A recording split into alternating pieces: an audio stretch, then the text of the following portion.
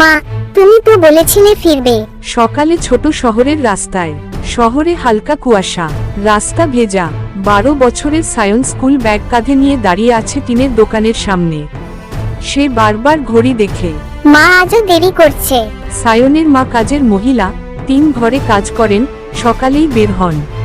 কিন্তু প্রতিদিন সায়নকে বলতেন, বাবা ফিরে এসে তোমার সাথে খেতে বসবো। দুপুরে সায়নের ঘরে, দুপুর গড়িয়ে বিকাল, বাইরে জমাট মেঘ।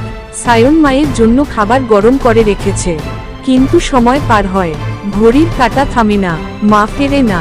বৃষ্টি শুরু হয়, ঝমঝম শব্দে পুরো ঘর ভরে যায়। সায়ন নিঃশব্দে খাবারের প্লেটটা ঢেকে রাখে। বাড়ির বাইরে বাতাসে দুলছে লণ্ঠনের আলো। সায়ন ছাতা নিয়ে দৌড়ে বের হয়। রাস্তার ধারে মানুষ বলাবলি করছে, ওই দিকে কারখানায় আগুন লেগেছিল নাকি? অনেকেই ধোঁয়ায় আটকে গেছিল। সায়নের বুক কেঁপে ওঠে। তার মনে কেবল একটি মুখ, মা। কারখানার সামনে পুলিশের ব্যারিকেড, ধোঁয়ার গন্ধ এখনো বাতাসে। সায়ন ছুটে যায়, কিন্তু পুলিশ তাকে আটকে দেয়। বাবা, ভিতরটা এখনো বিপজ্জনক। সায়নের চোখে পানি জমে। আমার মা ভিতরে কাজ করত, আমি ওনাকে খুঁজবো। একজন দয়া করে সায়নের মাথায় হাত রাখে। ইমার্জেন্সি শেল্টারে দেখো বাবা, অনেককে সেখানে নেওয়া হয়েছে। বৃষ্টির পানি আর চোখের পানি এক হয়ে যায়। হাসপাতালের মতো লম্বা হলরুম, মানুষ কাঁদছে, কেউ খুঁজছে, কেউ ডাকছে। সায়ন দৌড়ে এক এক করে মুখ দেখে, কিন্তু মা নেই।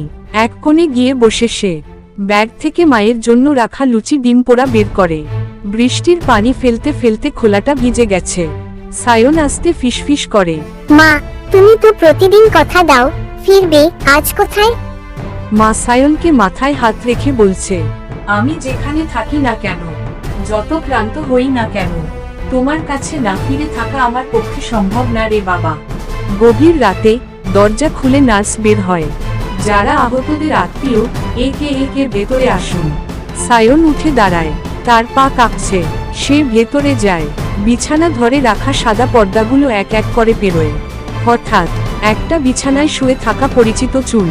সায়ন দৌড়ে যায়। সায়নের মা চোখ আধো খোলা, মুখে অক্সিজেন মাস্ক, হাতে ব্যান্ডেজ। তাকে ধোয়ার কারণে অচেতন অবস্থায় পাওয়া হয়েছিল। সায়ন মায়ের হাত ধরে ফুপিয়ে কাঁদে। মা, তুমি তো বলেছিলে ফিরবে। মা ধীরে চোখ খুলে ফিসফিস করে, বাবা আমি তো ফিরেছি, যত কষ্টই হোক তুমি ডাকবে আর আমি ফিরবো না, কখনো এমন হবে না। সায়ন মায়ের বুকে মুখ লুকিয়ে দেয়। বাইরে বৃষ্টি থেমে গেছে, ভোরের প্রথম আলো জানালায় পড়ে। সায়ন মায়ের পাশে বসে তার হাত ধরে আছে। মায়ের মুখে শান্ত হাসি। যারা সত্যিকারের ভালোবাসে, তাদের পথ যতই কঠিন হোক, তারা ফিরে আসে ঠিকই। সময় দিন, ফিরে পাওয়ার আগেই হারিয়ে যেতে পারে।